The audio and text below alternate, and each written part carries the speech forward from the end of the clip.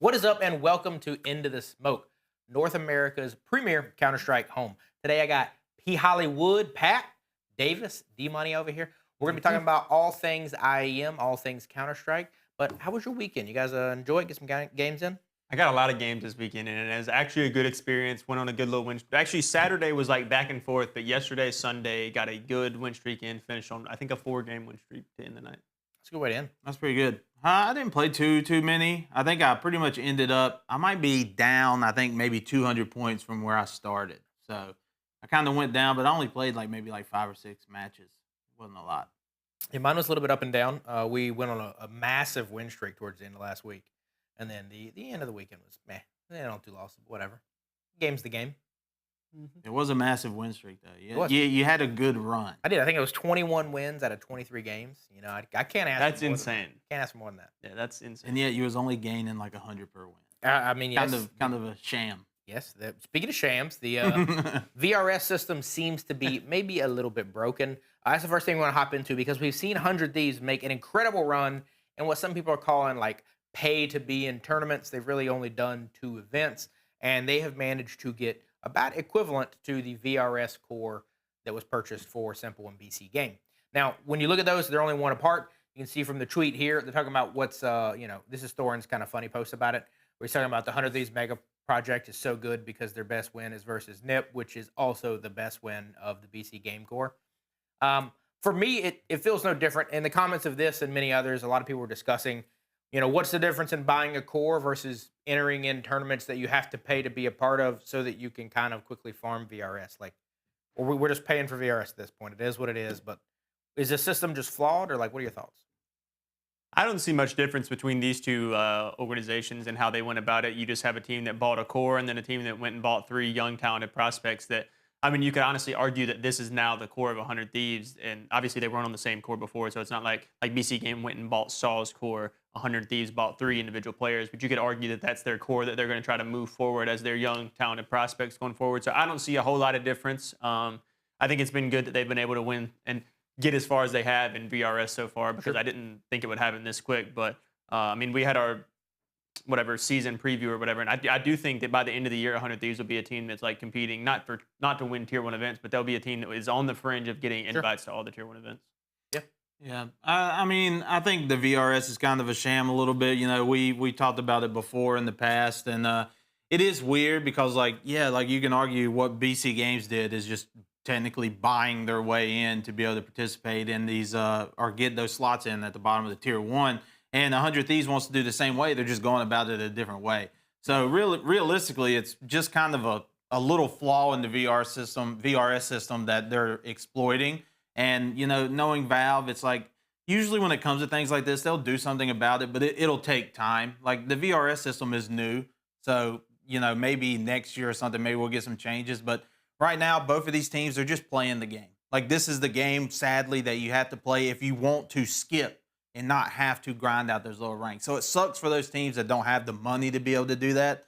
So, but it's unfortunate. It's the world that we live in right now. And yeah, I mean, 100 Thieves is a team that people want to see. So I think that's where the argument's going to come in of you want to see Simple, you want to see Rain and Device and this 100 T squad. So you kind of let them get away with it in a sense because you want to watch them play.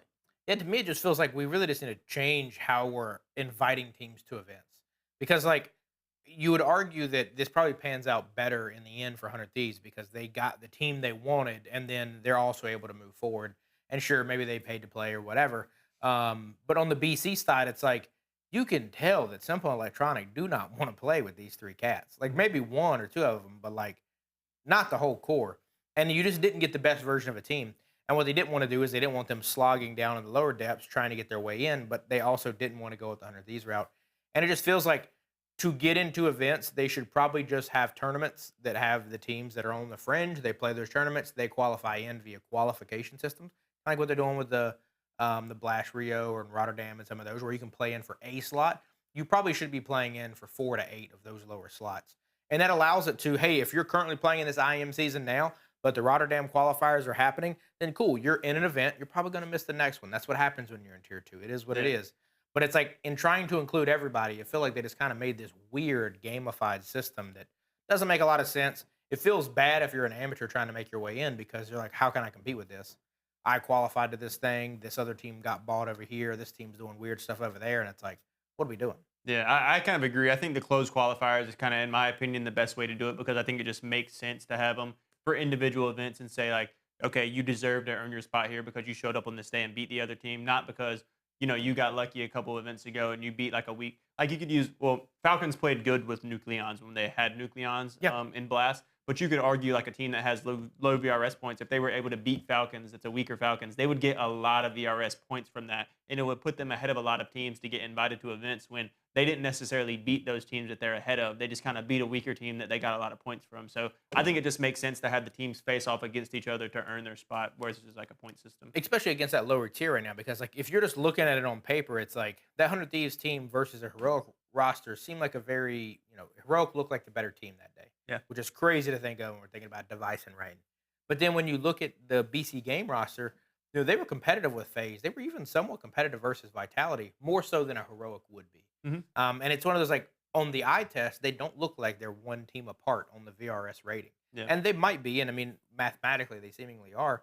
But it's like I would rather just watch them play reps versus one another and see who's better. Yeah. Like if the goal is to get the best 16 teams that want to participate in this event, because we know Spirit's probably taking a break, or half the other teams are, then it's like cool. Hey, we need an additional 8 teams from this. Cool. Let's do a 64 team bracket like old school COD style. We'll take the top 8 out of that.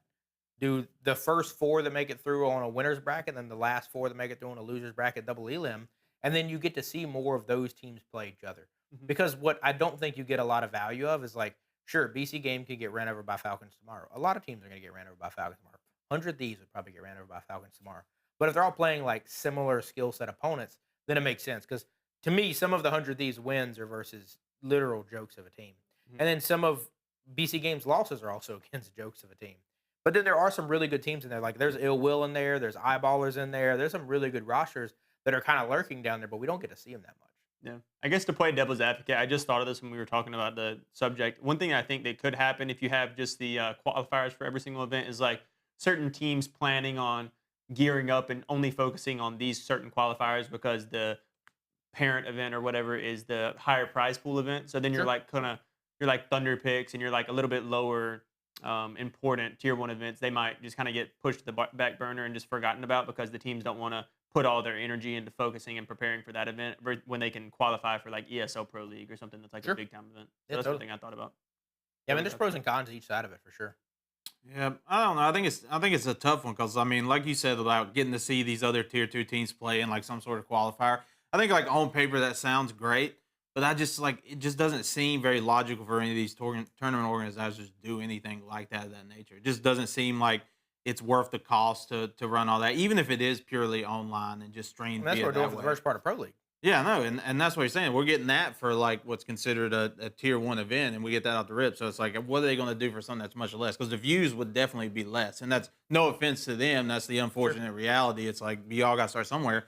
But it's like even before the VRS, before that, we had all the problems with the tournament organizers just inviting their favorite teams and stuff to push numbers and stuff like that. So it's like, I don't know if we can really rely on them to actively do something like that. That's not really going to better their interest. Yeah, it's interesting because like that Dragula land that Heroic and 100 Thieves were in the finals of, I think the prize pool for that was like $7,500. Yeah. Now the VRS points were well worth it, especially on the 100 Thieves side.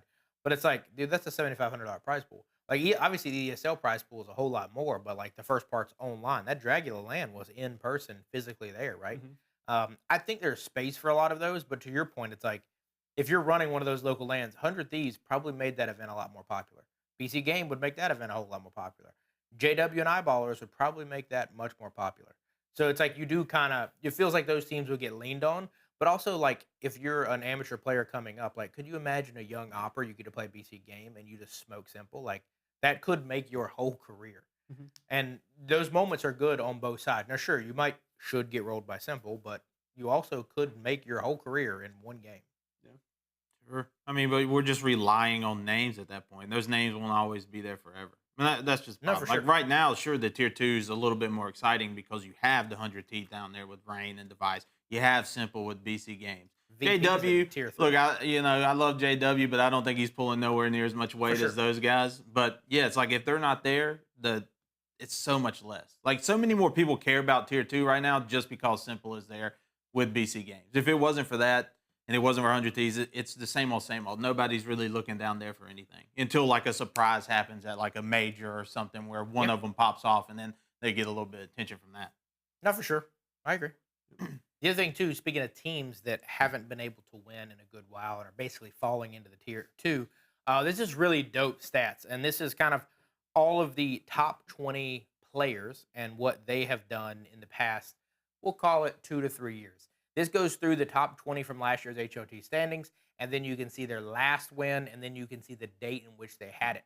Now, the important note here is that there's Twist, Frozen, and Monacy were the only 3 in here that did not manage to get a win last year, which is impressive that they made the list. Obviously, they're really good players on their respective teams. But how surprised are you that, for lack of a better term, players that aren't capable of securing the dub are still making this list? So how much weight does the team go in on this versus the individual performance? Because we saw that at the top. The top 2 clearly won based on team accolades, maybe a little bit less so than personal accolades. Yeah. You want to go first?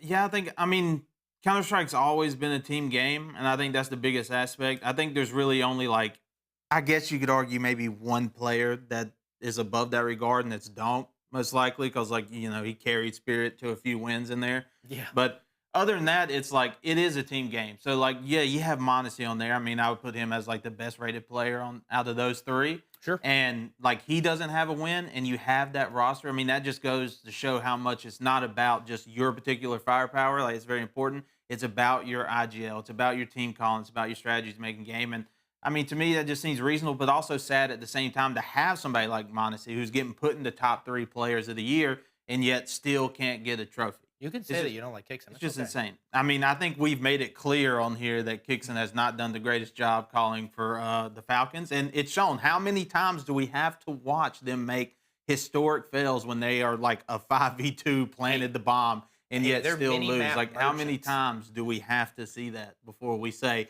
maybe this is a problem? And for sure, I think they're mini-map merchants. It's crazy. On the Monacy thing, because I know you're a big Monacy fan, it's interesting specifically with him because I do think that team it's better than the G2 team he left that then won without him.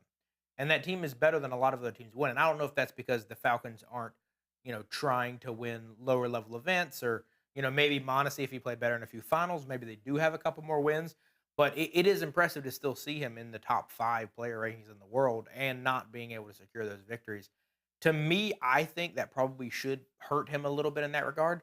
But the devil's advocate is who are you going to put above him? Yeah, I think that's the main thing for me. Is for me, it speaks volumes about how tremendous he is as a player. Like, I think it's no question they should be winning events. Falcons, like they had the roster, they had the capabilities to do it.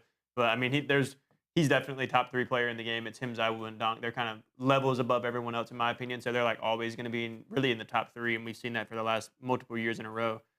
So I think it's surprising to not see him. I'm not really surprised by the Twiz and the FaZe thing, just because we always talk about how FaZe is so up and down, and I didn't see them winning an event last year. Heck, they did make the major grand final, which was crazy. But Twiz was a really good player at times, but we talked about whenever the top 20 list came out, it was kind of weird to see him in the top 20 because he only had a couple events that I would say he like actually played really good at, and there was a lot of players that also had the same. Totally. To me, the Twist and the Frozen one, those are crazy because like I think Twist is interchangeable with the Leash to me. I think they're the same skilled player. They basically did the same performer throughout the year, just different times of the year. So I think you got a little bit of recency bias from the last major. But then the wild one to me is Heavy God's not in there. And Heavy God was a MVP of an event last year, which is crazy. And that's not to not show love to Dexter, who did get the Falcons dub in there. But it's like Heavy God not being in that felt a little bit odd. And I do think seeing something in that context is very like, it's kind of weird when you have players that have won team events and have been like Heavy God's been a great individual performer. I'm not saying he should replace Monacy, but he probably should maybe replace Frozen or Twist on that list. And then even Xantares, it's like you can say that, hey, they did get that win. Now it might have been whatever Thunder picks or a joke of an event, but like they were able to still get a win. He's clearly the best player on that team, and at times he is clearly a hard carry and deserving of the top 20. Yeah. But it's wild to see him be able to take that Aurora squad to somehow miraculously win. But then Monacy can't take this loaded Falcons to win. See, I think you're like 11 to like 20 range. That's your players that are like, okay, you won an event and you won an MVP, you're going to get in top 20 no matter what. I think once you start getting in your like top 10 players, that's when it becomes about like individual battles of like who's actually the better player. And you know, the thing not- with like it's not 1 Zywoo and 2. the thing with like with Zywoo and Donk, it's like though yes, you have individual awards or not individual awards, you have team awards and you have team trophies that can like give you, you know, Individual awards. It's yeah, crazy. you can get your like status over another player, but I really don't think like Heavy God, for example. I do think he should have been in the top 20, but I don't think he's even close really to the top 10. Sure. But I think that the fact that he won an MVP at an event that they won, that's enough to get him in top 10 over a player like Twist who had no wins. And he was a decent player, but I don't think you could argue that he was better than Heavy God like in a lot of If he doesn't go to events. FaZe at the end, in my opinion, there's no chance he's on that list. Yeah. And that's just purely because FaZe sells, right? And it's like the Heavy God one is like, dude, he beat Vitality in the final. And that's a crazy run. But I mean, it is what it is. Yeah. So you think FaZe buys you a spot in the top 20? Well, I just think the fact that they two, made the actually. major grand final is like the biggest thing of it because the recency bias, like you were Sure. saying, Like, like yeah, we talked a lot about the recency bias. That was a big topic about the thing, especially between Zywoo and Donk, obviously. But, and he was playing so good too. Like he's fallen off kind of since then, but the event before the major and then at the major, Twist played really good. He played like a top 20 player, but it's like, yeah, the other 13, 15, whatever events throughout the year, he didn't. So the recency bias came in and he got it. That's where it's tough to me too, because like if the Red Canids hold that diffuse for an additional 0.3 seconds and they get stage 1 knocked out at the major, there's no chance he makes the top 20. Yeah. There's And Frozen's no probably chance. like 18. Yeah, probably. And then they're bounced out. The team is exploded. Like it's a completely different dimension that FaZe is in if that diffuse goes through. And it's crazy that one moment now. Then we can look back at the major and be like, oh yeah, Twist did so good. He got them all the way to the finals. That's so crazy. It's like, dude, you about got first rounded by the Red Canids. Yeah. It's insane.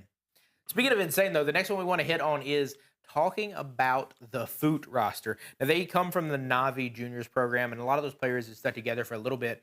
And inside of this tweet, there's actually a sub-article below it from CS2 News that talks about, hey, one of the best things that everyone decided to drop out from school and stay together.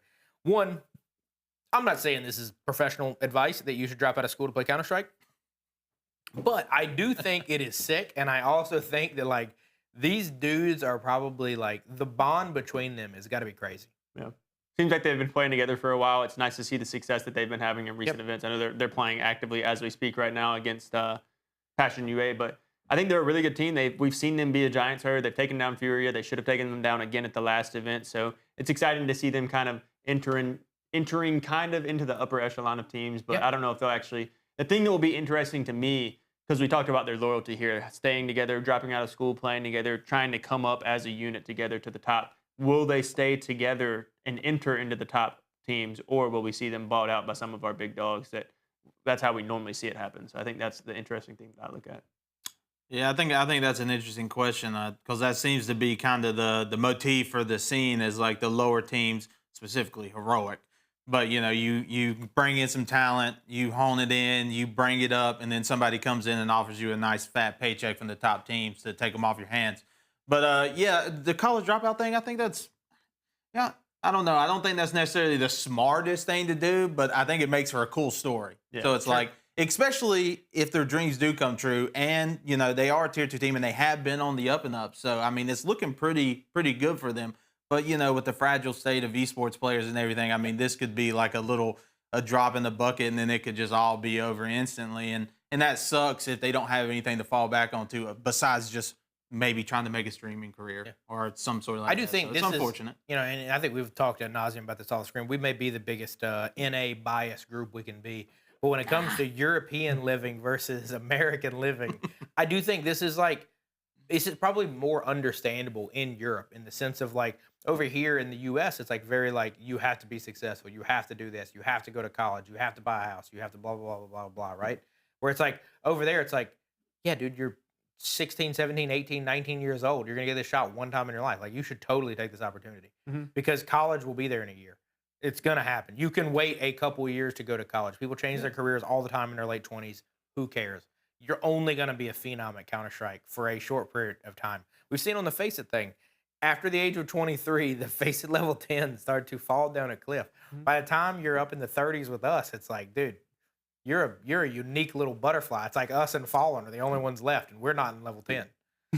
So, I mean, I think it's cool. I think they should go for it. I think it's more inspiring, even if they don't make it, but they just, hey, you just live an average career, and that's your first job is being an esports pro for your first 4 or 5 years, and then, hey, you go into the normal world. Cool. Like that's sick. Sick. Yeah, I agree. I think it's cool. I think it makes for a great story. I mean, it's one of those things you see in movies all the time. It's like everybody's telling you not to do it, but they're chasing their dreams. They're dropping out of school. They're quitting that job. Hopefully they're going for their dreams. So Pat, 16-year-old Jackson comes up to you and says, "Hey, I'm the #1 rated player in the world at Roblox. I'm going pro. It's I'm kind of out of here."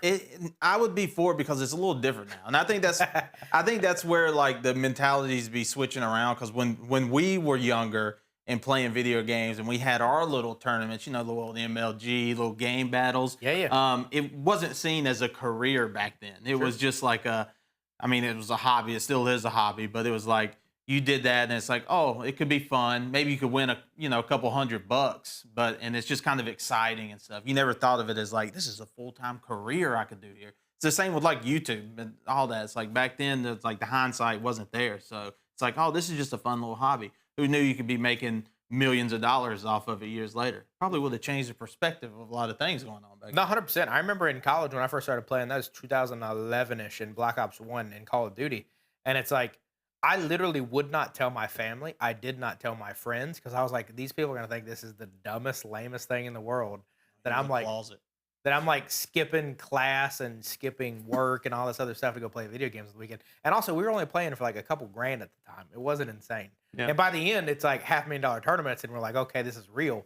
But in the beginning, it's like you just don't believe it. And I feel like now, especially with Counter-Strike, like it's so believable. Like, and hopefully these kids, all their parents are behind them, and their families are behind them and stuff, because like they should be. Like you could watch them on TV. You hear these casters talking about these kids.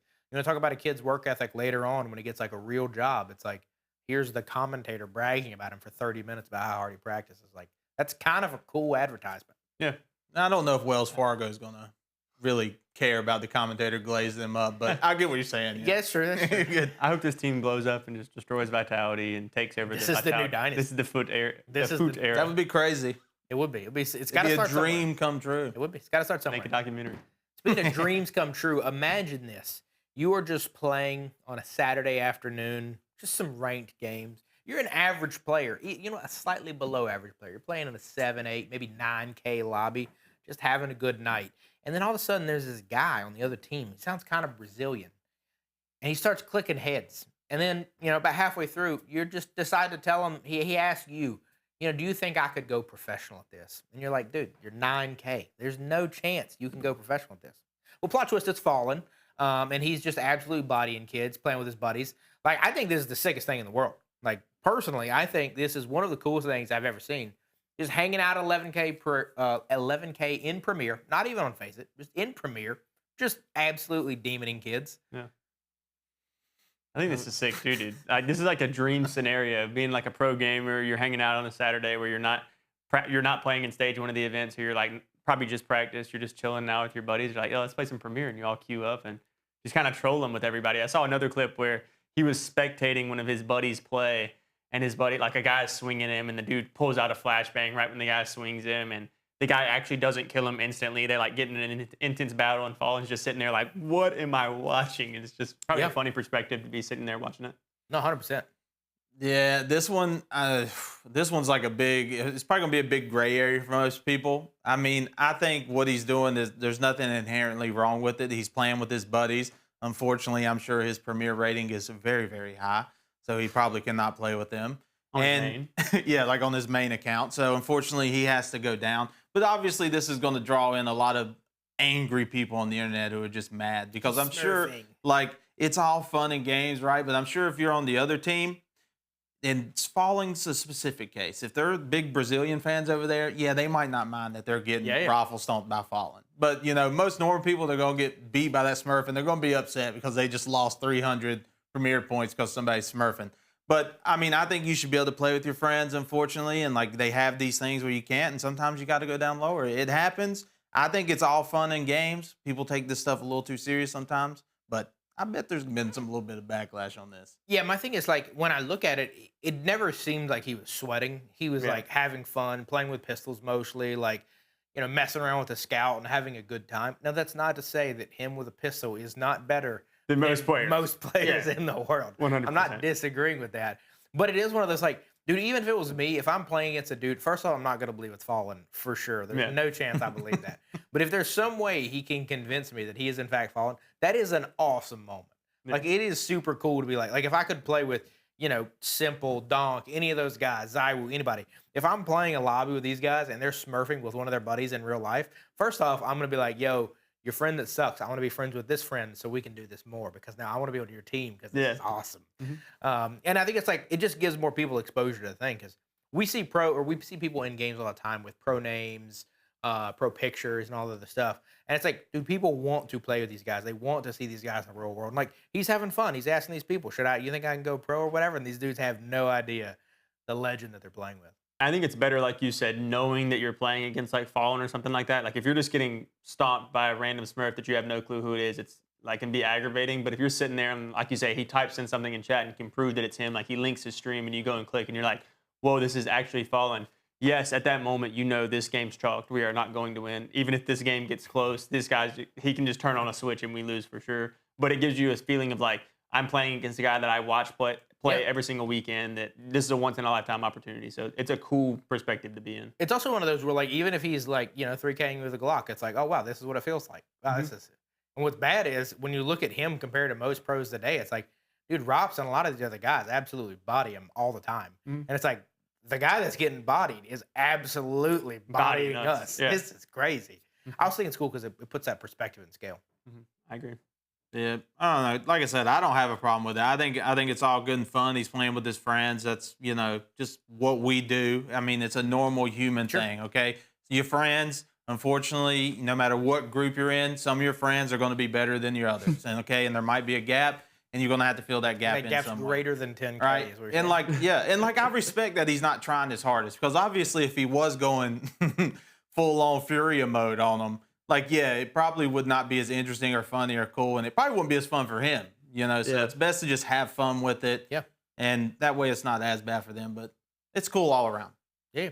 So, speaking of people who are trying to have fun with it, this is, we're asking all of the Falcons people out there, you need to go to tier 2. It is what it is. That's unfortunately the reality that it's came to be. There's this awesome Twitter account, and what they have done is they are posting the teams that have won since the Falcons' last win. So now at the Draculan, we have Heroic has gotten a dub. Previously, Snacks and Gamer Legion got a dub down at the Challenger Championship Series. The question is, and I'm addressing this straight to you, Davis, because you're basically the spokesperson of the Falcons. You're the only unpaid member of their fan base. It's which that even changed, I think. Yeah, frankly, he should be paid at this point. Yeah. But the only unpaid member of the fan base, should they go and just win a tier 2 tournament and be like, hey, guys, this is what it feels like to lift a trophy, bro? I think if we get to maybe, April next month or maybe even May, maybe that's when you start to look at that. But I feel like after the next event, this won't even be a question anymore after Falcons wins the next one. So depends on how you look at it. So, Pat, you think they're going to go to Thunder Picks or what do you envision this? I mean, Thunder Picks ain't that bad, but I think this whole thing would just it'd be terrible. I mean, it's just like we talked about the last time with NAVI or whatever. It would be crazy to see Falcons go, I guess you can say, snoop that low or whatever, try to go garner a win from there. Yeah, because, if they do win, nobody's giving them their flowers for winning that. And if they lose, all they're getting is just mad hate and laugh on the internet, which they've had enough of already, so they don't want that. So, this would just be insane to try and do. Obviously, like he said earlier, they got a team that can win. They have a team that has the capability of winning a tournament. At what point? We just need to see it through. It can't be that hard, can it? At what point do you remove they have a team that can win if they haven't won in so long? Because at some point, you got to remove the can part. Exactly. Like we said before, it's kicks and it might be time to go. I'm sorry, brother. I mean, I don't want to have to see her. I'm not the only one saying this. It's not like this is Patrick's minority opinion here. This is probably general consensus of a lot of the internet. Now, I don't know what's going on the inside there, but yes, I think it's time we boot him out, put Nico in the IGL role, Tessus too, and then get us another rifler. Sure. Yeah, Tessus can go too, but maybe we start slow. Falcons are known to drop about a couple mils, so let's just do just one more. I'm good with Zontics just needs one more. I think you just need 2 just to get it done and get it done quick. What's crazy is I don't hate this. I think they should do it. I think it puts a different pressure, to your point on the NAVI pressure. NAVI shouldn't have dropped a map in that. They didn't. Good. But it's like that also, we saw some of the best Navi games after that. They looked good after that, right? 100%. And it's like, I think if you're the Falcons, I'd heavily consider it now. And then I'd also heavily consider if I'm Spirit, because like, bro, you want Magic to be able to like show that he's capable of some strats other than, hey, Donk, please go bail us out again. Because that seems like the only one he's got right now. And it doesn't work against the best 3 teams in the world. There's just not enough upside. There just doesn't seem like enough upside to do something like that. Ain't that what boot camping is for and all your screaming and all that? Like, that's what Spirit's been doing. In a year and a half, that's what I'm saying. So, like, that's what that's supposed to be for. Not let's go and have Donk drop 100 on the people, the names we've never heard of. Like, we already just got that from his face, like dropping that 95. That's true. The other piece, too, is like when you look at the Falcon side of it, it's like, you know, do those guys really want to boot camp? I mean, what time are you going to be able to go get your new Louis Vuitton bag to sit in your chair? Like, I mean, if you're boot camping, you clearly can't be at the mall. Yeah, 100%. So you're saying April, May window, we should start considering a Thunder Picks, a no-name event with nobody else in it. I don't know actually, because it just seems like something you would do with a new team. Like I know when Navi did it, they had just added Mikaze to the team, and that was kind of like they wanted to build him up, getting used to lands like with that team. So maybe it's after the major if they don't perform good at the major and they kind of reset the roster. Maybe they do it then. At this current rate, have they won a bracket game at a major? I don't think they have. Not with this team, no. Well, they've only played one major, but they didn't even make it to the bracket of the last one. Yeah. So I mean, yeah. Dude, if I'm in, you need some momentum, and that's the thing that's scary. And I mean, maybe Mouth need to do it too. Maybe a lot of them need to do it. I don't know. I don't understand. I don't get why you would get momentum from going and doing that. I don't know. I think feel if like you're a new team, maybe if their vibes are just that bad. Like maybe if the reason they're losing is because they're not getting along as a core right now. It's not like, they don't know how to call plays. They literally keep losing 5v2s. Well, going and facing against the lower people is not going to help you. That's who they're losing the 5v2s to. No. That's the crazy part. I mean, sometimes, yeah, but they're still, for the most part, making it right to the bracket or not in the bracket and then dropping it to the top team. So going and practicing your strats on, you know, Billy Bob and all these people down here are probably running Rush B strats at this point. Like, I don't think you're really garnering any information. I do think, and then I will give the Spirit a little bit of credit here, too, in the sense of, like, I don't necessarily know that Spirit need to go to the Tier 2 yet, but I do think they just need to play, like, in events and just quit missing all these events. I mean, it's good that they're boot camping, so we'll see how it works out. Yeah, 100%. So hopefully that'll be the end of the little bit of Falcon drama there. So as we look into the IEM setup, I was watching the games. We're 2 days in. So what do you guys got for the teams that have surprised you? Who's looked good? Who's looked optimistic? Who are we happy with so far through the first 2 days? I actually went with Legacy. I think Legacy was a team that really, since the Austin Major, in my opinion, had kind of, well, actually, no, because they did win an event after the Austin Major last year, but maybe I guess after the event that they won, they've kind of fallen off a little bit. I know definitely at Budapest, they didn't play well. They got knocked out stage 2, and they were a team that I'm pretty sure I put them to go 3-0 in stage 2. But since then, they've kind of fallen off, but they looked really good in their first round 1 matchup. They haven't played their second round matchup yet, but for me, that was a pretty good surprise. What about you, Pat? I'm kind of just jumping onto this trend late, and mine's just gonna be for Astralis right now. You know, y'all been giving Astralis some flowers the previous times, and it's not that they haven't so far in the ESL they haven't beat anybody like super necessarily noteworthy, so to say. I mean, something you would expect from them, but just because of the changes that they've made and going like the international route and stuff, and like the potential that this roster may have, it's impressive to see them floating through now. They're already waiting in the 2-0 spot, so. I mean, I don't know what their matchup is going to be against, but I think if they win against Paravision, that could be a really good match to see who gets to 3-0. So I think there's a lot of potential there from them. I'm excited to just keep watching them play. Yeah, they look good against Heroic today, too. Yeah. For me, I'm shouting out Paravision. I mean, obviously, they're playing teams that they're in this piece because they qualified here before they've made their crazy runs. Yeah. So they probably don't belong. They're a little bit too good for, in my opinion, this pool of players. But no real hookups. We just keep seeing more. I like that IEM or ESL Pro League has like a save timer now for the amount of times that James has called saves, like 90 seconds into a round. So I think that's pretty neat. But it is impressive to see that strategy continue to work. And I'm also really surprised we've not started to see more of the Tier 2 teams start to try to replicate to some degree. Because you would think, I mean, imitation is the greatest form of flattery. You'd think they'd start trying to replicate it. Because I don't think any of the star power on Paravision is crazy. But I'm surprised you didn't do Pain with the win over 3D Max. And then they actually played Paravision mad close this morning. They I did. think it was 19-15 the first game, and then 13-11. So They did. That team is just they're a sore place for me right now because when I think they're going to do good, they consistently disappoint. yeah. The moment We talked bad about them. I assume they're going to do bad, no, they're great. Yeah. They're absolutely great. Just popping off makes no sense. That round one, and they even upset the 3D Max team they beat is a good team. Yeah. Like non-slouches, and then today they also looked really, really good. I just don't know if they're going to be able to hold it through to make it all the way out, but I'd like to see it. Yeah. I still believe in the squad, but my belief feels weird. Yeah. The other side of the coin is who's disappointed you so far. I was going back and forth between two teams. It was going to be at first 3D Max because we talked about them last week, how far they've fallen off. But I gave them a little bit of slack because they're trying out a new player this week. The team that I went with is Liquid. I think, yes, Passion UA is a team right now that's kind of, hot on the block. There's a lot of talk around. They have Senzu now. They have Try, who's apparently an offer that a lot of teams that were, pretty good teams wanted to get him on their team allegedly, and Passion UA got him. So, but it's a team that I think Liquid should be beating. I mean, this Liquid team's been together for a decent bit now. Obviously, they do have a new player themselves playing for NAF. But overall, I think that Liquid should have been winning this matchup, and Passion UA made easy work of them. Yeah. No, actually, I think NAF is back for this now, which is the weird part. It makes no sense. The other concerning thing that doesn't make no sense. The other thing that also makes no sense is they are currently tied. Actually, they're currently tied to the Gaming Gladiators. Yeah, the Gaming Gladiators. They're tied. I think somebody for I think ZTRs who plays for them from old Gamer Legion. What? Joda is the big one that just came over from EF, not EF. Aurora. Same thing.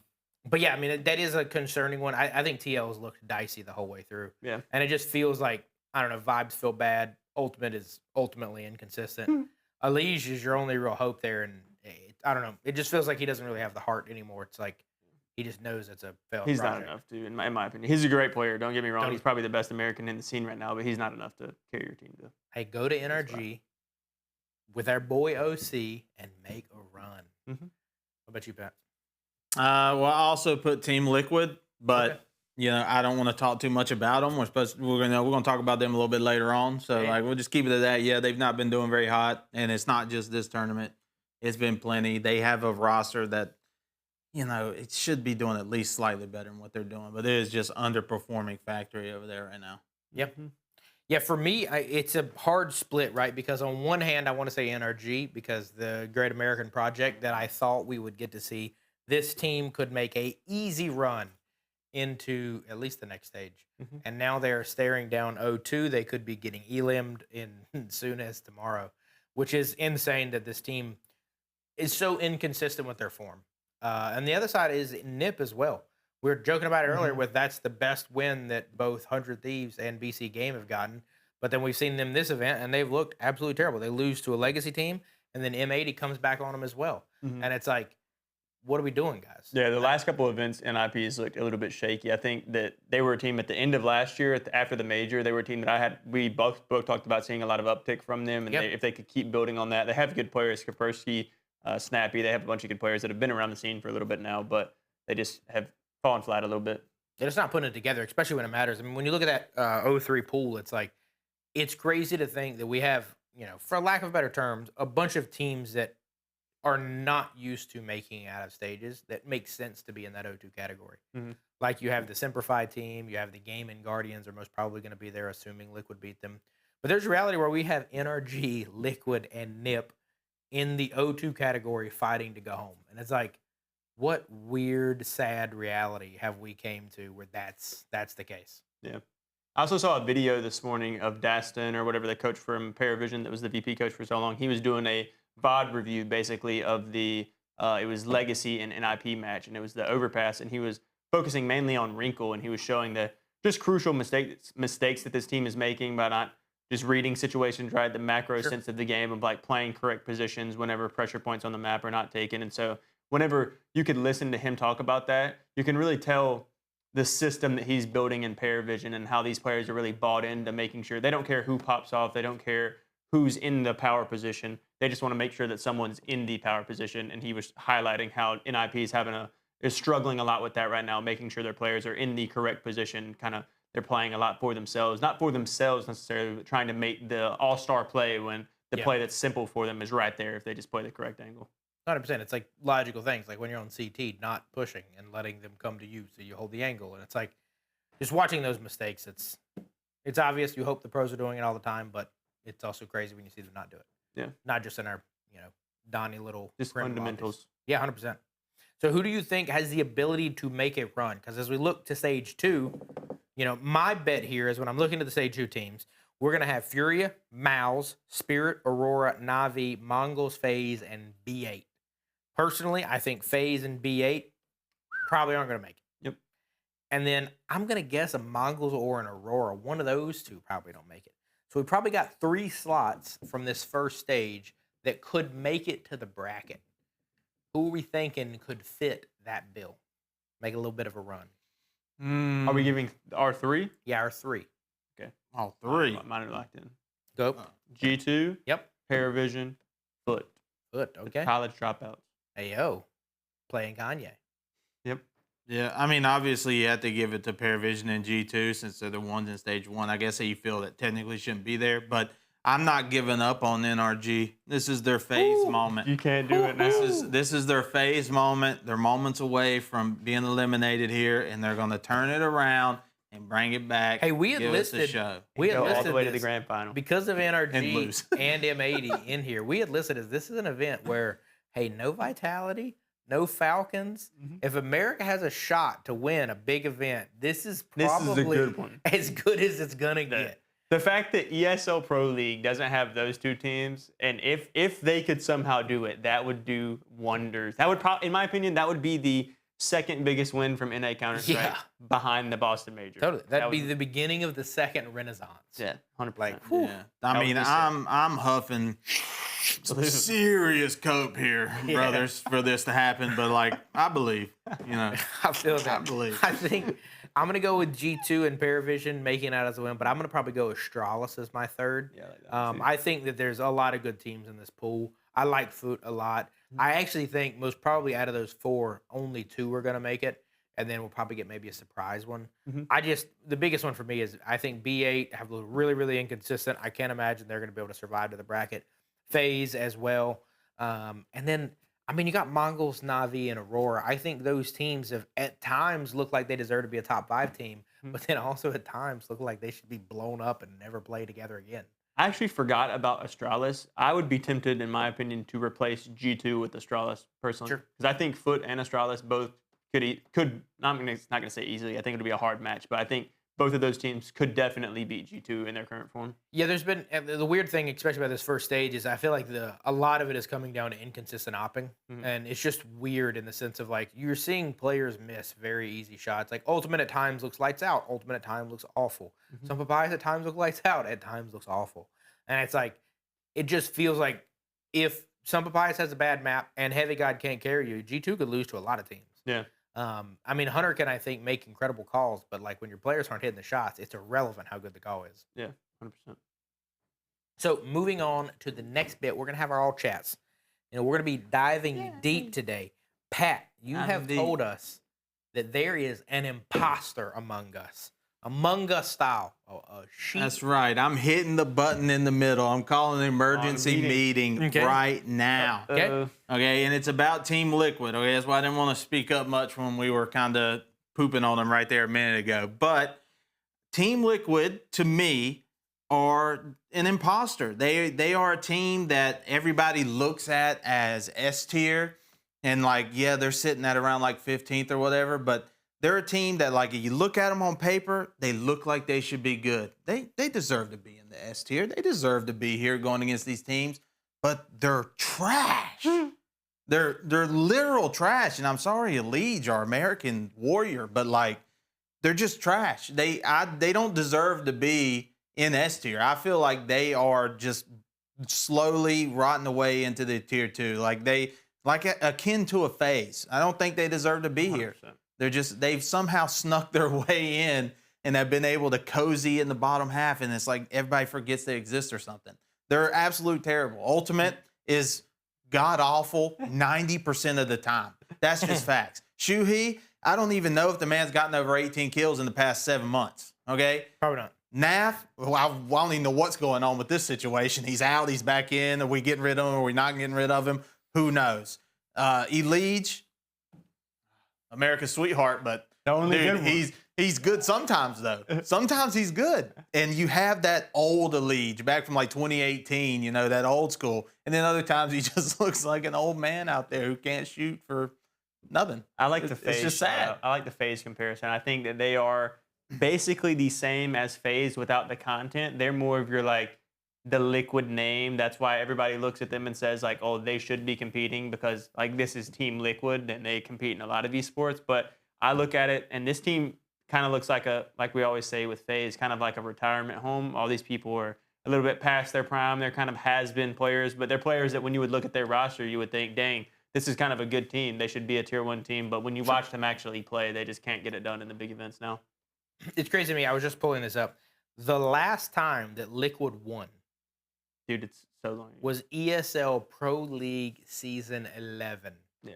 which is the first event that was affected by the COVID-19 outbreak Yeah. I was going and to say, it was played like online. in the teens. The players on this were Nav, Elige, Twist, Stewie 2K, and Nitro. Yeah. Mhm. Throwback. Has been a minute. They did beat an EG at that point though, and that EG team was Stanislaus EG team. So I mean, it's been a few minutes. Yeah. And I mean, they just have not been good since. And we talked about this at the midpoint of last year. They went on a death spiral after the major, and then they got to the point where they were on the literal cusp of not even being able to qualify for events. They were going to be so far down in VRS and world ranking, they weren't going to get to go to anything. And then, as the best farewell present imaginable, Twiz carried them on a generational run to secure them enough points now so that they could slowly lose it all again and fall back off of a cliff. Who's going to carry them now is what I think about. Like, it might be David Goggins, who's bringing the boats, man. It's none of you guys. I'm Who's surprised it bringing was the Twist, to be honest. Yeah. Like, that was an impressive feat, and Ultimate didn't look bad for half of an event. That's what I'm saying, dude. Those 2 to 3 events from Twizzed were like actually insane with how bad that he was playing before those events for Liquid, and then to carry Liquid in their last event, and then also jump on FaZe and carry them as well through the first couple. It was like kind of a miraculous turnaround, but it's like we're kind of right back to where he was before the move now. It's unfortunate. So what do you do, Pat? So when we are fixing this imposter, because Team Liquid, as much as we don't want them to, and as much as their little logo has a European flag on it, we still accept them as our American brethren. Yeah. So you put on your Star Spangled Banner, thought line here. How are we fixing the squad? What do we do? Honestly, I don't know how we fix this squad. I mean, if we could just tear apart some of the other teams, okay? So I think we keep a Elige and everybody else is gone, okay? And we're going to need some new IGLs. I don't know who that's going to be, but if we take from others' part, I can see we get a Lake. So we take Lake off of M80, put him on here, okay? Or we're making it American though, right? We got to get. Yeah, 3 we're bringing it back to the USA, Okay. the red, white, and blue. Okay. Okay. Lake and Swisher. I don't hate that. Swisher could work. We could even bring OC in over here. I don't hate OC. Reason pop now off. just Yep. the IGL. This is where it becomes a little bit. We the don't IGL have role to stay comes- American for that. So then, we don't have to stay American. Yeah, we only need 3 to be Okay. considered American. Dude, we'll just get Kerrigan when they get blown up. Hey, I don't think Kerrigan and Elige like each other.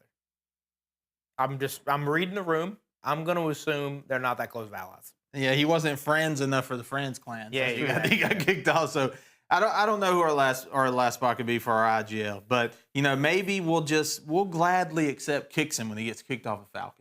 Hey, that wouldn't be I bad. still think that's an upgrade. That's an All upgrade. right, it's an upgrade. I wouldn't mind an Alexi B, but it'd be hard to get him. He's actually It'd be hard to pretty highly rated player. I do think though Let's it's just weird. get Apex. It's weird because TL is an org that feels like it should be competing with Navi. It feels like if you were a player on Navi, going to TL wouldn't be a death sentence. It should be the same for G2. It should be the same for a lot of those like 5 through 15 windows. It should feel like, hey, if you're on G2 and you go to Navi, that doesn't feel that bad. Like maybe it's not a Falcons jump or maybe it's not a Vitality jump. But like it probably doesn't feel that bad. Yeah. But right now, I feel like if anybody's going to TL, they don't feel You know good it's about it. They don't. This might be the Where end dreams of the go road. to die. Yeah, this might be the end of the road. But like you said, that's a name, and we talked about it earlier too. Like Team Liquid's a name that you expect to be winning. When you look at them in other esports, they're at the very top. They're the upper echelon of teams, and they're just not there right now. Yeah. And I was pulling it up. The event that they did well in, they basically got 3rd through 4th at the Fissure Playground 2, which was the first event that Fury was able to win. Yeah. Now, they did lose to the Mongols in the semis. But the run that they went on, they went 0-2 to start that event. And this is, again, if they go knocked out of here and you lose Twiz, this is basically the end of your tenure. You are no longer getting invited to anything. Then they were able to beat Heroic, Tyloo, and then knock out the FaZe where Twiz was going. That was a sick map. And then they first rounded the Aurora squad. I could not imagine, as inconsistent as Aurora is, that this team can beat Aurora now. No, I agree. No, yeah. Not happening. And that's not good because Aurora can lose to, it feels like nobody. Exactly. It had to be an insane miracle run based off of Which just that's kind of an insane. That I would expect Liquid to beat all those teams. The miracle and the insane part to me is the fact that they were able to get all those teams consecutively in a row. Yeah, totally. Like Heroic, Tyloo, FaZe. It's the cupcake bracket. Hey, happens. It is Fissure Playground, though. It is Fissure Playground. That was kind of, at the time, a Mickey Mouse event. Yeah.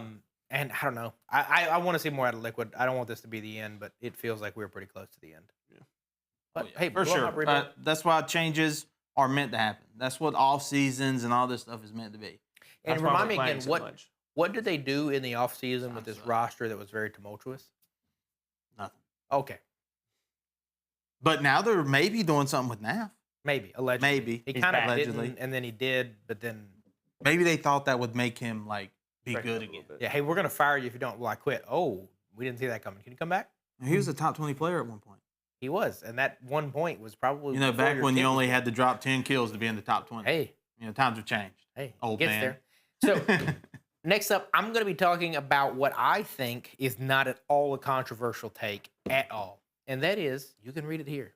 Betting is good for Counter-Strike 2. Now, I'm going to use my 2 test subjects over here to validate how and why betting is good. And I think not just betting, I think fantasy also is inclusive in this. And that is because sometimes you're watching games, you don't really care about them, right? Like, who really is interested in the Passion UA Foot Showdown today?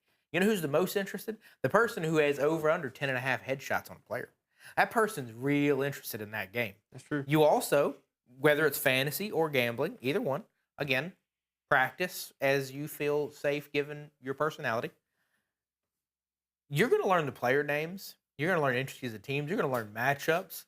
You're going to learn a lot if you're partaking in HLTV's fantasy system, or pick your poison of whichever advertisement on whichever team you like's local site. But you're going to learn a lot about the team. I think this is net good for Counter-Strike in the sense more people watch. You watch the whole game until the end to make sure the under hits or that your fantasy points are delivered. And then, based on that, now more people have watched the stream. More people have counted the views. That also makes the sponsorship dollars for the non-gambling companies more worth it. Because now, whenever you do your TikTok ad or your... I was going to say tic-tac ad. I don't know why I said TikTok ad. But so now when you do your little Zowie mousepad ad, there's more people watching. So therefore, the players get paid more, the broadcast get paid. It's overall net good. Wouldn't you agree with me, Pat? I'm so sick of talking about gambling. This conversation is just always so absurd. This one I feel like is the most logical. This one is the most logical. So is it good for CS? I don't know if I can say it's good for CS. Does it make CS more money? Sure. Absolutely. It definitely does. Yeah. But, does it make it overall better? I don't know. Sure, I agree with what you say, right? I play some bets. I have some bets going right now. And so it's yeah, I care more about that specifically, but I'm not necessarily going to remember you unless it's, sure, we got Myth Bertini. I knew I was going to get brought up. Myth Bertini. I don't know if anybody watching even knows who that is. The real fans of South America. But I don't really know who that is. I just know him because some insane part of the parlay I needed to put on there, and we happened to find it on a kick stream with 100 viewers. So I don't know if the gambling's quite reaching that far because it didn't seem like they were getting a big influx in people. But Yeah, I don't think it's overall good. Like, sure, gambling is fun, but it's like overall good. I don't know. I do also think the fantasy thing is a big point too, because I Fantasy think is definitely a lot better. fantasy is a lot more responsive. Because like we've also done the same thing for League of Legends, where we're doing fantasy league for this year for the LCS, and it's like that forces you because like I mean I casually watch the LCS outside of us doing the fantasy thing, and I would be willing to wager I could tell you 70% of the players, but there are 30%. If you gave me a name test, I'm failing. Now doing the fantasy thing, seeing Pat's AI Clanker team over here do well, I'm trying to figure out who is this player on Pat's AI Clanker team that's doing well. Oh, that is the guy off DSG. Okay, cool, it's him. So it's like it forces you to kind of learn more. I think long run, well, these separate betting and fantasy. I think for betting purposes, I think long run, it's not as good for the scene, just simply because I don't think you're actually invested in the scene. You're just invested in where your money's at. And I don't think your retention isn't on, oh, this team's really cool. I like their vibes. I like their coach. I like the relationships they have. It's, oh, this team sucks because they just made me lose money, or, oh, this team's cool because they just made me win money. And then I like to think of it and draw the conclusion to like normal sports. I think before sports gambling was really just everywhere in the modern sports world, I really enjoyed like the emotions that came between rivalries with games. And like, I always think we live in North Carolina. I always think of like the UNC versus Duke rivalry. And it's like, that was just passion because you love or you hate these teams and everybody was watching it. It was like the biggest college basketball matchup that there is to talk about. And then now with sports betting, it's like, yes, everybody's still watching this matchup, but it's no longer about, hey, I hate this team and I want to beat them and crush them. It's more about, oh, like I have buddies that I know that literally are fans of Duke or that are fans of UNC, like UNC this year because technically Duke's better, but UNC fans that are going to gamble on Duke to win the game. And it's like, dude, you're betting on the team that you hate to win. So it's like you're not actually invested in like the relationships and the actual scene. You're just kind of hoping that your money pays out for you and gets you more money. I don't think that's good in the long run for the sport. Yeah, I'm curious too because I think that you're a chunk younger than us as well. So I don't know. Your generation was the legality of gambling in the U.S. kind of changed while you guys were in college. Ours, it was frowned upon then. But for me, the thing that I did fantasy, so I did like fantasy football for a while, American football. Yeah. And that kind of made me not really have a team that I liked because like I was always more worried about how many points is my quarterback going to get or my running back or whatever. So that kind of like dissuaded me from having that passion you're talking about. But the gambling side actually I feel like didn't inhibit it all. It actually probably helped me more in the college football space and other places. Just because I always just knew more. So it like got me more involved in the thing. And I didn't lose that passion. I do think that's true with some people. Like I would never bet on a team that I hate to win. I would never pull for them in that context. Yeah. I mean, I try to not even bet on teams that I like because I'm jaded. Yeah, Like 100%. it's City versus United. I wouldn't want to bet on United because it's like I think we're winning no matter what. I don't care how illogical it is. Yeah. That's And probably that not bites good you a for lot my when you're gambling. financial. Yeah, for my financial end. Yeah, I think everybody knows betting is not good in the long term. Could think- be if you're winning. I don't know. You know, Dylan, you've always struck me think- as somebody who cares about things, right? You care about the environment. You care. You talked earlier today. Let's bring up it's off topic, but on topic. Today at lunch, you talked a lot about how short form content is killing the youth of the brain. So we just going to ignore all the studies about gambling that are just bad for you and destroying lives and Well, people? I think it depends, right? I think there's probably, this isn't getting into the ethics of gamblers here, but there's people who just place bets without looking at data, right? But then there's also the players that if you were watching HLTV today and you're going through and you're looking at that Foot versus Passion UA matchup, and it's like, okay, cool. How did those players do yesterday? Which one is the opper? Because he's probably going to have less headshots. That's a baseline logic, right? And it's like with each piece of information you have, one, you're researching more into the team, two, you're understanding their habits, but then you can make a more logical bets. I think if you're just going through and clicking up, down, team win, team lose type stuff, yes, that is totally the worst thing you could do, similar to brain rot, TikTok, and everything else. But I do think that if you're doing it from an analytical POV, that's where in my mind it always removes the ability to be chance. Like I'm not using a Counter-Strike coin flip website to try to get me some good skins. That's a pure chance thing, right? And I think there's no positive to that. This is somewhat skillful. This is somewhat going off of knowledge, intuition. You are still gambling. You're still taking risk. But to me, it would be no different than if we played in a tournament. I paid to enter a tournament. that I could win money from winning the tournament, and I don't win the tournament. I bet on myself. I did not win the whatever Smash Brothers tournament, and I lost money. Or I did win the tournament and I won money. I think it's a little bit less chance and a little bit more user control. Yeah, I don't know about all that. Gambling, they're the reason why they can throw so many millions of dollars in there. Because there's a ton of people like you, not saying you specifically, but there's a ton of people like you that are just like, I've been watching this for a long time. I know these people. I know this. This is easy. I can bet it. And then guess what? It just doesn't happen. That's gambling. Just like the Super Bowl bet, just like everything. Something that you think is surefire. There's no way it won't happen. And then guess what happens? That's why it's gambling. Because you can be the smartest person in the room, but then all of a sudden the guy playing decides he's going to have the game of his life. Because it's the love of the game. It just happens, brother. right? It's the love of the game. And like, I don't disagree. There is some intelligence you can put into it. Sure. Like there is thought process, looking at data, looking at this to make a better decision than a lot of people. But at the end of the day, it's still gambling, right? So it's just an interesting one. Yeah, my thing is like I would assume those people just picking yes, no, win, loss, whatever nonsense. That's probably 80 to 90% of the people who are gambling, and I would also be willing to wager that is probably 90 to 95% of the gambling company's profits. I do think that other group does take the game. That's the only place where the gambling companies can somewhat lose because those people are actually like finding their mistakes and the weird stuff that they do. And fantasy is also a slightly different thing. It's not quite gambling. I think fantasy it's like open a pack of Pokemon cards though. It's like you're still betting on your quarterback to win while you're just fighting for pats on the back and ranking in a leaderboard, not for money, but yeah, it is effectively the same. Well, let's see what New York has to say about that. I'm surprised we didn't talk about that today. Oh, yeah, the New York gambling when it comes to Counter-Strike. I'm curious on that because it is the same as Pokemon cards, which, again, I think Pokemon cards are okay. I mean, disagree?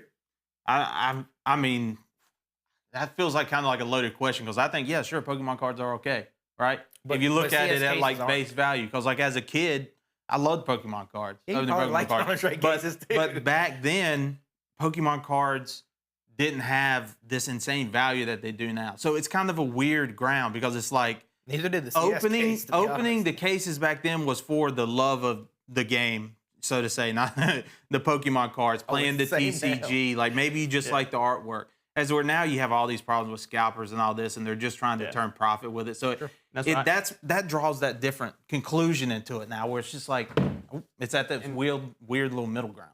And that's I've never been into Pokemon myself, and I have a lot of friends who have never been into Pokemon themselves, and they're the ones now that are like getting into Pokemon simply because the cards are like worth money now. And it's like, in my opinion, if I was a person that liked Pokemon, that would really anger me because it's like you aren't a true fan, you don't understand what the community is actually about. You're just here for the money. And so I think that's where tying into this CS2 again is like the same thing. It's like all these people that are gambling and betting on these teams. It's like, do you actually really care about the community and the game and these relationships, or are you just hoping you can make some money off it? Yeah. Totally.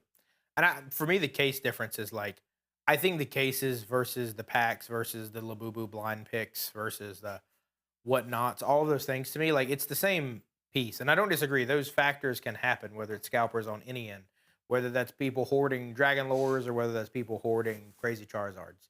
It's the net same. And again, I'm indifferent. I think those things you should teach responsibility and you should teach moderation. I don't think you should ban something because some people can't moderate themselves and some people can't regulate themselves. Because I don't think when you opened a Pokemon card pack when you were 10 years old, it didn't destroy the next 20 years of your life, hopefully. I mean, you've ended up here and that's probably fine. But on the backside of that, like there are probably people that could have taken that same path and ended up very differently. But I don't think the Pokemon card was the thing that really pushed them over the edge. I mean, but the thing was always there. I mean, I think the world, I think society is just doomed. Yeah, because like, you know, I have a couple children of my own, and it's kind of shocking now. Like if you go to a Walmart or a store, Target, whatever, right, and you go to the kids sections, there is so many of these items. There'll be like a whole aisle that's dedicated to it that is nothing but like blind bags and like mystery pick things. And it will be of literally anything. It will be like brands that are like now disgusting, like with a different name and like maggots coming out. Or it'll be the Labubus. Yeah, I haven't seen those in store myself, but all other different brands of shows and whatnot. And kids love these things. My kids love these things. And like the #1 game on Roblox is basically a slot machine opener of like toys and crap. Yeah, and I think it just plays into like the short form content and everything. It's those quick, dopamine receptors going off and doing it. And look, conspiracy theory, they're diving us in at a young age, bro, and they're ramping you up as you grow up to be doing these things. So you're gonna grow up to be a DJ, you're gonna grow up to be a gambler, you're gonna grow up to throw all your money away. Okay, I'm just saying it's a problem. And we just overlook it as a society because we think it's like, oh, it's not that bad. So, like, can Pokemon cards be a problem? Yes, they can. Because when I was a kid, you wanted the Charizard, okay? Yeah. And you would buy more packs to get the Charizard. Yeah, the Charizard wasn't worth $300,000 like it is now, but the Charizard was still cool to go take to your buddy and be like, I got the Charizard. Or what was the Yu-Gi-Oh! You know? One? All of the hands of Exodia or whatever. Oh, yeah, with Yu-Gi-Oh! Yeah. Yeah, it's like there's so many of those things. The same way with knives and all that. It's like, I got this knife. I pulled this knife. Even when the values were low, it was still cool to pull a karambit and show it off. Yeah, when you just throw didn't away have that monetary value. Throw away a butterfly knife because it's not worth anything. Yeah, it was a cheap butterfly knife. I gambled it. Yes, I've had gambling issues, okay? Sometimes. I gambled away all my skins. Speaking of... In hindsight, 2020. Hey, speaking of gambling issues, it feels like America only knows how to gamble with our hearts. Davis, what are they doing to us? They dropped the ball, and I'm not even just talking about American teams. I'm talking about European teams as well. I think, Passion UA, I think they've got a gem in Senzu. I think he's been a tremendous player for a couple years now. He was obviously, I think he was number 12 in this most recent year's HLTV, top 20. And I think the biggest thing that a lot of people talked about is not knowing how good of English he spoke and how to implement that into their team. Well, Passion UA didn't care. They went out on a limb, and they've got him. And so far, it's paid off. He's looking really good for the team. I know they've only played one series as of now, and they're in the middle of another one. But I think, he's a kid. He can learn. He can adapt. And I think the only way that you can really get someone, like look at Maladoy, for example. When he first started with Furia, he couldn't speak a lick of English. He was terrible communicating. Now he's one of the best operators in the game. He's doing post-game interviews in English. And it's because he was thrown into the fire and he had to learn it. He put his entire energy and focus into succeeding as a CS player. And he knew on this new roster, I have to learn English if I want to really be successful in these interviews and in the media. And I think Senzu's going to do the exact same thing with Passion UA.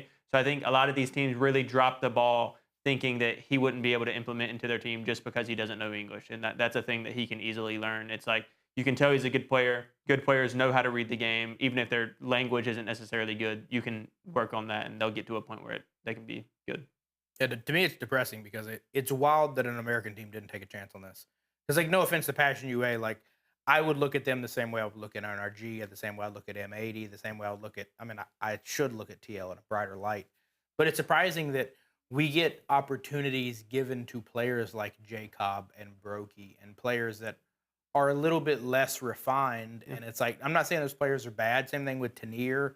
And again, I'm not saying these are bad players by any far stretch of the imaginations, but Senzu and No Cries are two of the biggest talents that we have seen kind of like theorized and, hey, how will these games translate? And yeah, if you're Vitality, yeah, you're not going to take a chance on No Cries or Senzu. I get it. If you're FaZe at the current status, you probably should, but I get it if you don't. But if you're NRG, if you're Passion UA, if you're M80, any of these teams, the fact that No Cries hasn't been picked up and isn't playing Tier 1 is crazy to me. And the fact that Senzu didn't get picked up by one of those other teams too is also crazy to me. The try one I get, that's a player that you understand. Like, it makes sense for him to be kind of moving around there. But I agree, the hesitation around Senzu is weird because that series just ended and Foot ended up winning it 2-1. But Senzu, top of the leaderboard for Passion UA, 1.44 rating, 63 and 47 over the series, only player in the green. Yep.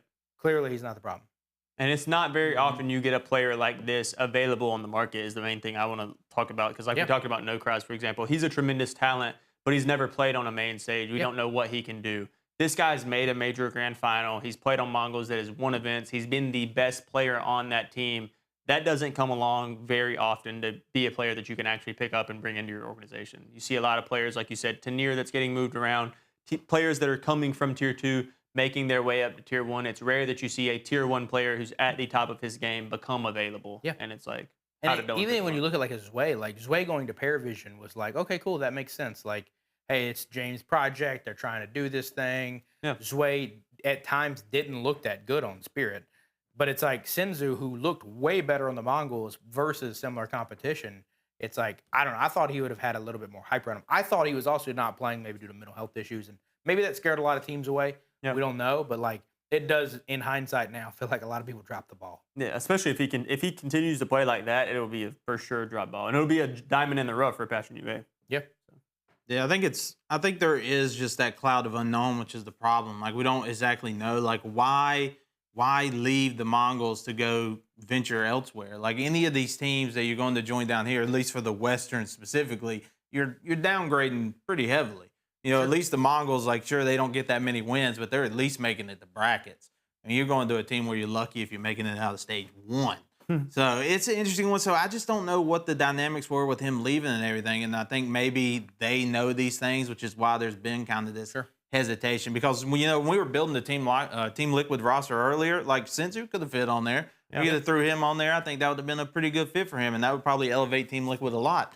The same with any of the American teams. It would definitely elevate him. I mean, he is by far would be the better rifler than any of them. He was the best player on the Mongols. So it is interesting. I think there's a hidden piece that we don't know about that they must know that's making this more difficult or not a reasonable pick for them. I'm also curious too if it's one of those where, and I think Davis, you and I talked about this off air about like the concept of maybe he's just a player that wants to win and he wants to win majors and he knows that, hey, I'm on the best team in Asia and they're not good enough. Like this team isn't going to get me there. All right, how do I get to the West? How do I make it to a team that gets me a top 6 team other than the Mongols? Because the Mongols are going to be the #1 team out of Asia, even without him, right? So then maybe the jump is to a Passion UA. Maybe that's what led to the disagreements with the Mongols of, hey, I want to win. You guys can't do it. I want to be on a FaZe. I want to be on a Spirit. I want to be on a really good team, Falcons, whoever, right? And then Mongols being like, no shot. Maybe the only option they would give him is, hey, you can be on a team that's out of top 15. We'll send you one of those. We're not going to play you, though, because we don't want to deal with you every week. And then maybe he does this for a year, proves it, and then, all right, cool. Now he's on a Liquid. Now he's on a G2. Now he's on a whoever, right? Because I think you put him on a G2, you put him on a NAVI, you put him on one of these teams, as long as his English is good and he can communicate, like, that's going to make almost any team in the top 10 better. There's probably only, like, I mean, literally probably Vitality and Fury are the only 2 teams that probably wouldn't want him. I think Mouse would take him. Yeah. I mean, technically Aurora wouldn't take him, but different problems. Yeah, I don't know. It's an interesting one. There's something going on there that we have yet to get the full details. I just don't trust him. I get it. I mean, I trust who? Senzu? Yeah. Senzu? I mean, I think he's a fantastic player. I think he does make those teams better, but we also can't argue that he's also inconsistent like all the Mongols was. He has his good series. He has his bad. He was the most consistent. He's better than 99% of America. I thought you were going to say 9-10. I was like, wow, that is ruthless. No, I would never say that. Don't ever put that thought words into my No brain bad ever juju. again. No bad, did you? All right, well, that's all we got for today. Anything you guys are looking forward to over the next couple days of this IEM event? You guys playing some more? We're going to see some 20K players here next week. What's the deal? I am going to be playing more, and we won't have a show until after this event concludes. So I'm very. It'll be after stage 1, 2 days into stage 2. Okay, so it won't be after stage 2. Correct. Yeah, stage 2 is the middle of next week, I think. I was gonna say I'm just excited to come back and see if Spirit has won this event, like Dylan says. We'll hold that till next week. I should Hold that till the next week. Spirit Fury a final. Spirit win. If not, straight to Thunder pick. Straight to Thunder pick. You just gonna let them get a free win like that? That's what you want from them? They got to get Karen's vibes back. Typical Man United fan. It's okay. That's true. It's cool. What is Yeah, I'm looking forward to playing some more Counter-Strike this weekend/week. So yeah, maybe we'll hit 20K. Maybe we won't. I don't know. Maybe we'll play some of the viewers out there. Stomp on them a little bit. Hey, yo. Yeah, if How they could were they- on our level, am I right? Hey, if they wanted to lobby with you, how would they do that, Pat? They would join our Discord.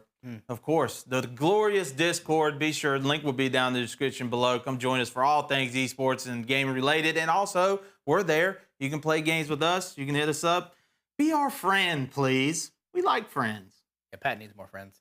Other than that, thank you guys. We'll see you on the next one. Peace out. Peace.